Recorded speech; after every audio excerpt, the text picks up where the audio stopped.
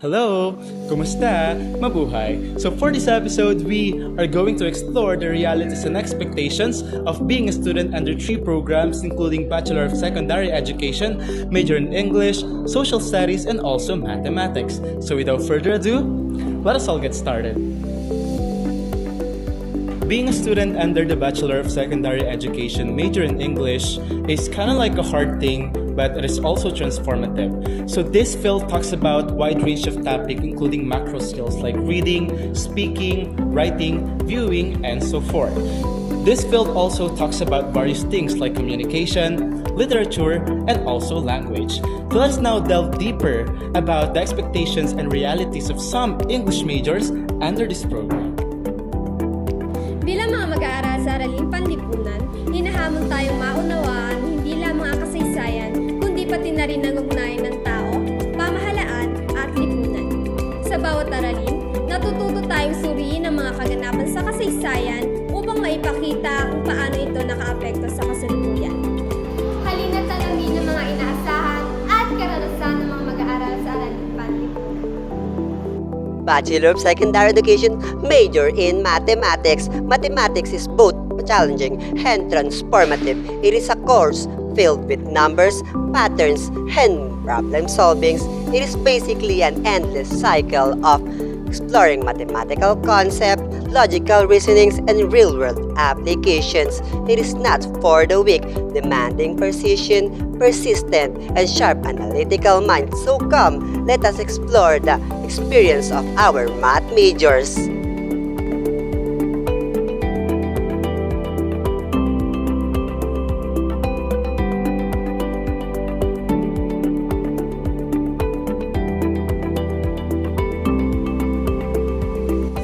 Made me choose English major is because I once had an experience handling an English club, and also English is my favorite subject. Well, I chose English major, though it is not my first choice, but I think I can find my purpose here. Way back then, nung bata pa ako, tinuturuan ko din yung mga bata sa amin along our streets how to count numbers, to identify shapes, to color, to read, to write, and such things. And ginamit ko yung mga experiences ko na yon to be someone as I am now, to be a future educator. And I think yung mga experiences ko na yon, yung pinaka nag-mold sa akin to dream big, to aspire for more. And ngayon na nandito na ako sa field na to, nag-enjoy naman ako, and I really wanted to be an educator.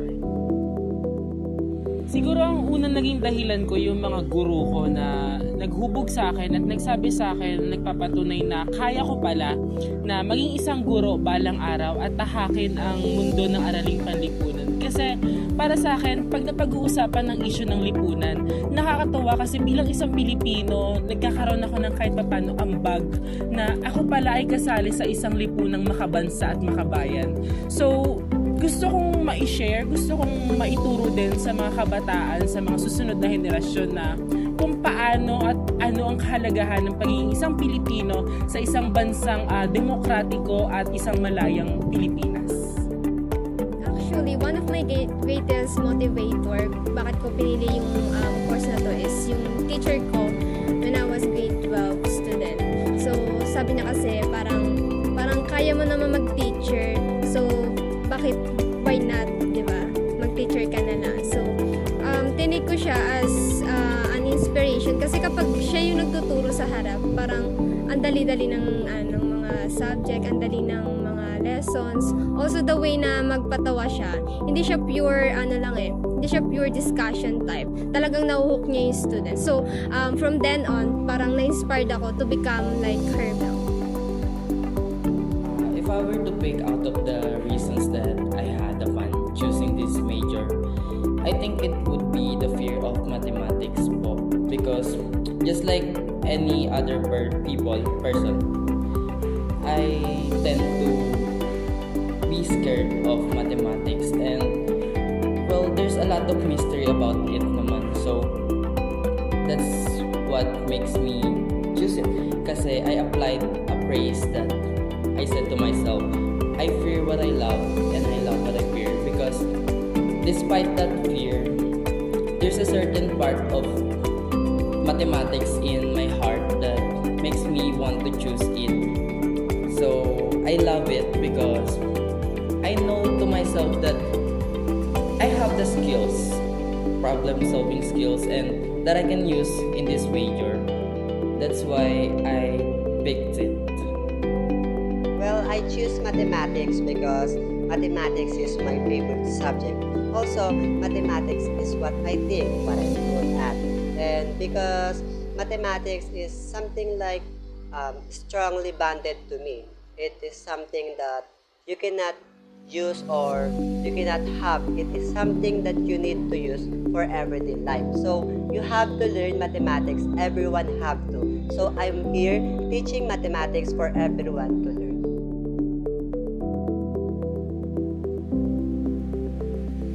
For me po, yung pinaka-exciting siguro talaga when it comes sa English since it's my favorite nga po. And para kasi sa akin yung English is yung something na kahit parang wala akong review or true stock knowledge lang, kaya ko siyang sagutin.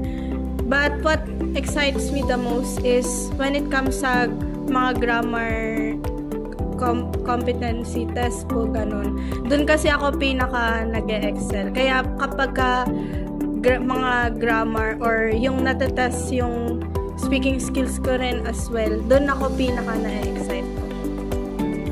Well, personally speaking, as someone who likes literacy, basically reading and writing, mas na-enjoy ko talaga yung writing. Any type of writing, poems, essay, and everything. I used to that kasi I like journaling.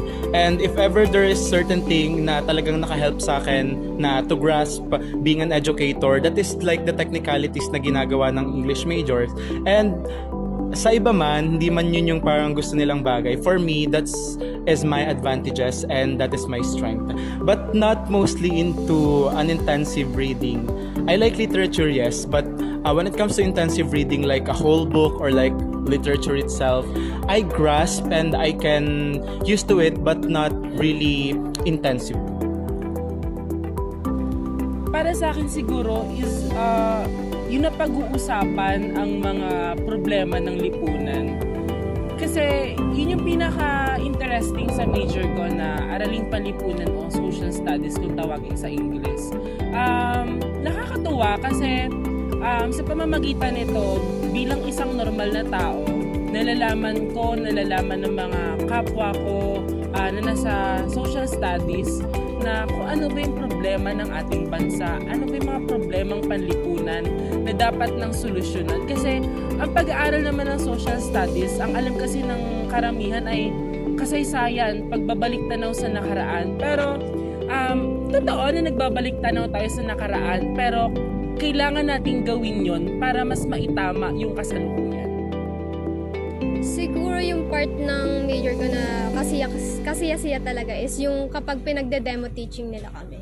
Kasi in that moment, parang nakikita namin kung ano yung nilalak namin, saan pa kami kulang, and kung ano pa yung kailangan naming i-improve or kailangan namin na mag-work on. Kasi mahirap naman na kapag nandun ka na sa field, tsaka mo pa-aaralin yung mga ganong bagay. Okay na yung nandito ka sa pag-aaralan mo siya para pag nasa field ka na, syempre, di ba, okay na, alam mo na siya.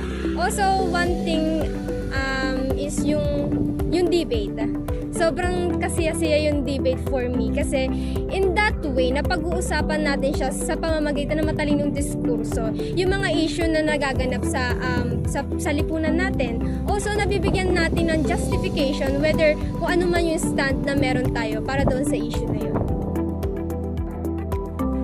The thing that excites me the most is the seat works that our professor in major course are giving us. Kasi despite those mistakes and failures or wrongs that I've been doing or passing to him, I can still try again until I succeed. So it's what makes me excited about this major. Those hit works, those failures, and those chances that I can have.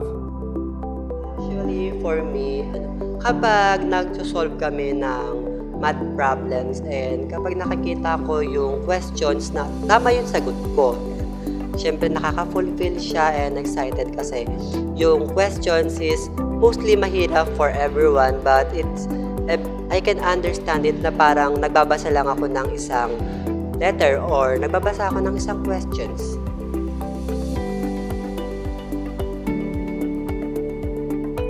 For me naman, so in contrary dun sa sinabi ko na grammar is what excites me the most or yun dun sa speaking, yung pinaka-challenging naman is yung pagdating po talaga sa literature kasi dun ako parang pinakamahina since medyo hindi ako na-expose sa mga pagbabasa. Kaya ayun, malaking bagay din kasi talaga yung pagbabasa, yung reading, and also yung pagiging maalam mo sa literature, lalo na kapag ka naging English major po. Yun. So, I am now on my 3rd year and I think hindi lang ako yung nakakaranas na ito. It is very evidently to us, English majors, to struggle with this thing. And ayun yung pag merong mga computation. Kasi even though we are English majors, meron pa rin kaming subjects na nire-require yung computations and may facade pa rin ng mathematics. And as someone who is really not, math techie, I really find that na mahirap talaga para sa akin. I think yun yung pinaka naging struggles ko lately. Nahihirapan siguro ako sa mga kaklaseng hindi nakikipag-cooperate, yung mga kaklaseng hindi umiiral pag may gawaing dapat na gawin. Kasi sa totoo lang, mahirap mag-aral kung groupings man or isang grupo ang nakatakdang gumawa ay sa isang tao lang nila inaasa yung mga gawain. Kasi hindi mag-excel ang bawat isa kung isang tao lang ang gumagawa. So, for me, katulad ko na gusto kong mag-aral ng mas matindi, gusto kong matutunan ng bawat bagay. Pero may kasama kang umaasa lang parati sa'yo. Nakaka-apekto yun para sa akin kasi naging burden siya, nagiging pabigat na kailangan hindi lang ikaw ang umusad, kailangan may matutunan din sila. Kaya para sa akin, yun yung parang mahirap na problema o malaking problema na ikaw gusto mong matuto pero yung ibang kaklase mo ayaw. I think one of the most challenging thing here in Edu and in SS is yung pagsasabay-sabay ng mga gawain. Just like for example, sa Edu, ganun talaga. Dapat mo na siyang i-expect pero hindi pa rin mawawala sa sarili mo na ma-overwhelm ka sa mga ganung bagay. Like for example, sa isang buong week, lahat ng subject professor mo is magbibigay ng mga gawain. Syempre, pretty challenging yun sa'yo kasi tao ka lang naman. Hindi ka naman na robot. So, kailangan mo ding isipin paano mo i-manage yung time, paano mo ipa-prioritize yung each activities. Ano ba yung unahin mo? Yung sarili mo ba? O yung mga gawain?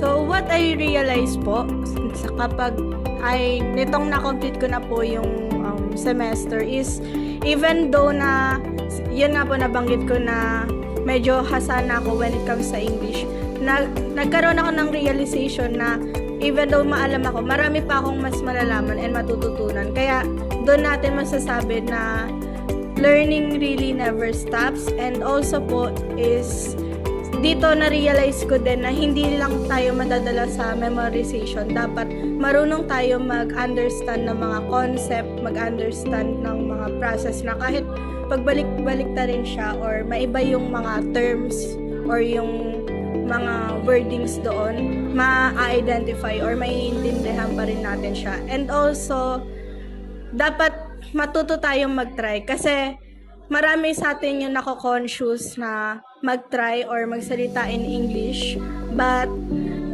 ang dapat nating itatak sa sarili natin is mag-practice tayo and mag-try kasi that's the only way na matututo tayo and mag-improve tayo sa kahit anong bagay, and most especially in speaking and learning English. So, just like what I said earlier, nasa 3rd year na ako ngayon and halfway through, I guess, before graduation. And I think one thing that I have realized throughout this journey is that I need to improve more. Because nung 1st year and 2nd year, I think I'm really competent with this course. So parang ang feel ko sa sarili ko na ang galing-galing ko na, I am really excelling, ganon. And especially most of the subjects way back then are general education. So I think madali na lang siya. Nitong nag 3rd year na ako, nitong nagkaroon kami ng professional education na subject, I find that, ito na yung pinaka-peak ng course. Ito na yung pinakahirap talaga na kailangan naming malampasan. And ayun yung na-realize ko, I need to improve more. I need to grasp concepts, and I think maa-attain ko lang yon if I work with my own. Ganon. Na-realize ko, naisip ko na kaya ko pala. Nakakatawa kasi maraming pagsubok, maraming ups and downs, pero eto, kumakapit pa rin para sa second sem. Masaya kasi tapos na yung first sem, ang utak ko nakabakasyon na talaga totally, but nandito pa rin kami naghahanda for the second sem, at pinaghahanda namin siya kasi alam namin na mas marami pang paparating na mga problema, pero alam naman namin na makakaya namin kasi nakaya nga namin yung first sem. So what more pa yung second sem na dapat ay alam na namin, kaya na namin kasi may experience ang itinuro si first sem, so kailangan na namin mas i-apply kay second sem. Actually, there are so many realization na naganap between dun sa first year, second year, and third year. Kasi nung first year ako, parang okay, bearable yung difficulty nung mga tasks, yung mga gawain. Parang reklamador lang ako nun, pero nagagawa ko siya talaga with my own. Nung second year, parang yung level of difficulty umangat siya onte eh. Nung nag-third year, eto na. Since kakatapos lang ng first sem, dito parang mafe-feel mo na lang na, hala, ganito pala sa college. Kung dati, isa ka sa mga, yung top performing students, dito kasi sa third year, parang malalaman mo, ala, average ka lang pala. Na parang masasabi mo sa sarili mo na, hanggang dito na lang ba ako? Ganun yung parang mafe-feel mo na marirealize mo na, hindi pala lahat, alam mo na marami pa pala sa mundo, marami pa pala sa course na pinili mo na kailangan mo pang alamin kasi marami pa yung kulang sa'yo. So, hindi mo din mapipigilan yung feeling na parang lost ka, na parang tama ba tong course na pinili ko kahit na nasa third year ka na ha? Kasi di ba usually dapat nasa first year mo yun mafe-feel. Pero hindi mawawala yung feeling na kapag nasa third year ka na mafe-feel mo, tama ba to yung pinasok kong course? Kasi parang iba na yung pinafe-feel niya sa akin. Kung kailan pa nag-third year ako, parang doon pa bumagsak lahat. Parang ang daming nangyayari, ang daming nagaganap. Feeling mo naka-times to lahat. Pero one thing na kailangan mong gawin during that moment is, I think, to pause. Magpahuway pa. Magpahinga ka. Kasi at the end of the day, it's about you competing with yourself and not with the others. It's about how you take things differently and how will you take it, and ano yung gagawin mong course of action next. Habang buhay ka ba magdudwell doon? Habang buhay ba naiisipin mo na hindi para sa'yo yung teaching? Or you're working to yourself na i-improve yung mga bagay na kailangan mo para maging fit ka doon sa field na kinuha mo? And also, I think one thing or one greatest achievement na natanggap ko this year is yung surviving. Hindi mali na ma-feel mo na lost ka, pero kung feeling mo yung greatest achievement mo lang this year is surviving, that's enough na for you to keep on going. What I realized after succeeding the first semester of this school year is that despite having a fear of mathematics, you can never hate it fully, or you can never despise it, because you can apply it to the real world, and well, you can see it everywhere naman. That's why I realized na this fear is only a fear. You can face it, you can turn your back against mathematics, but you can never hate it.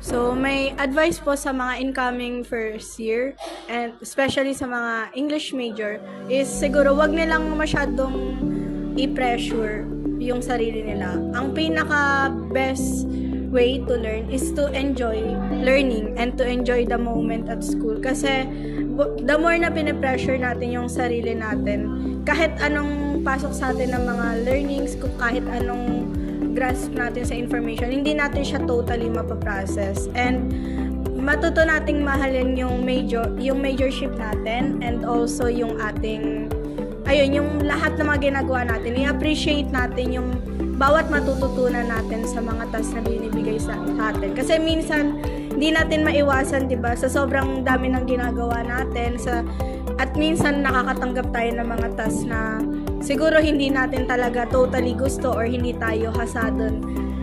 Pero isipin natin na sa bawat ginagawa natin, meron tayong learning na makukuha doon, na matatas din yung mga skills natin. And isa pa sa mga advice ko, kagaya rin nga ng nabanggit ko kanina, bilang isang tao na hindi talaga palabasa or hindi ma-expose sa literature, siguro simulan nyo ng magbasa-basa or enjoyin yung pagbabasa, kasi malaking tulong siya para ma-improve yung vocabulary ninyo, para mas magkaroon kayo ng more learning sa English. One thing that I can say is to love your course. Kasi being an English major is really not an easy feat. There were a lot of circumstances, there are a lot of struggles. But then again, you have to ask yourself if competent ka ba talaga sa course na ito. Kasi hindi ito course na para lang no choice ka. Hindi ito sa mga no choice lang. This is hard for someone like me, no? And yun lang yung masasabi ko. The second one, aside from loving your course, is surround yourself with good people. Kasi one of the way then para makakope tayo into our everyday life being a college student is to surround ourselves with the good people, or humanap tayo ng circles na makakasama natin. And for the third one, compete with yourself and not with your classmate. You should have the mindset of, I can do this. Aside from parang i-disregard mo lang yung mga other thoughts mo, basta you should embody the mindset na parang palagi mong kaya, palagi mong masusurvive, and compete with yourself, not with everyone else around you. Siguro yung mabibigay kong payo para sa kanila ay kailangan na nila magbaon ng tiyaga, ng talino, at syempre ng pagpupursige. Kasi yung tatlong yun para sa akin, yun yung talagang bumuhay sa akin dito sa first sem ko sa social studies. At nakakatawa naman kasi napakinabangan ko naman yun lahat. At napatunayan ko na talagang pag may tiyaga ka at sasamahan mo ng talino at ng pagpupursige, talagang malalagpasan mo lahat ng problema at talagang may matututunan ka at the end of the day. Kasi masayang matuto nang wala kang iniisip na problema. Pero ang problema kasi nandyan lang yan eh. So, kailangan lang natin magtiyaga, magpursige, at kailangan natin sikapin na maging matalino sa bawat oras. Palagi nating tatandaan na kung hindi na kayang isang bagay, matutong magpahinga. At sa pamamagitan ng pagpapahinga kasi nakakapag-isip tayo, nakakapag-regain yung utak natin. Kasi kung pagod na pagod ka at kailangan mong pang gawin yung isang bagay at hindi ka na nakakapag-focus. So parang ang magiging labasan ay hindi maganda yung kakalabasan o yung outcome nung kailangan mong i-produce. So yung tiyaga, pagpupursige at pagiging matalino sa bawat oras, yun lang yung may papayo ko sa bawat sa mga incoming freshman students ng ating school. Masyadong maging grade conscious. Kasi yun yung sisira sa mental health. Kasi the more na ini-aim mo yung isang bagay, the more na hindi ibibigay sa'yo yun. The more na ino-overthink mo yung isang bagay, the more na mas masasaktan ka, mas mahihirapan ka na abutin yun. Kasi in-overthink mo na siya ng in-overthink. Tapos bandang huli, hindi mo siya nakuha. E di, wala lang, di ba? So, bakit ko sinabi na wag maging grade conscious? Kasi at the end of the day, at the end of the line, it is not about the grades that you had, but how character that has been built on you. Hindi naman kasi yung grades yung titingnan sa'yo na, ala, ang bait nito, ano kaya grades nito sa values? Hindi yun ganon. It's about the skills na na-hone sa'yo. Ano yung mga lessons na nakuha mo doon sa PCCM? Ano yung mga skills na na-hone sa'yo para ibibigay mo naman to doon sa susunod mong mga students? So, do not dwell on having, high-performing grades or top-performing grades. but rather aim on improving yourselves, na it is okay to feel like somehow na parang yung sale mo is shaky, parang hindi mo na alam, pero at the end of the line, dapat alam mo na itutuloy mo yung course na to. Ganong mindset dapat. Hindi, sa teaching kasi, you should not be a quitter. Yun. The only advice that I have for them, no matter how much scared you are, face it. No matter how much you want to run from it, stand still and face it. Because mathematics is just scary from outside without learning it. But once you learned it, once you know the techniques, once you know the methods, it's as easy as ever. So if you were to choose a program, if mathematics, social studies, or English, face it, no matter what.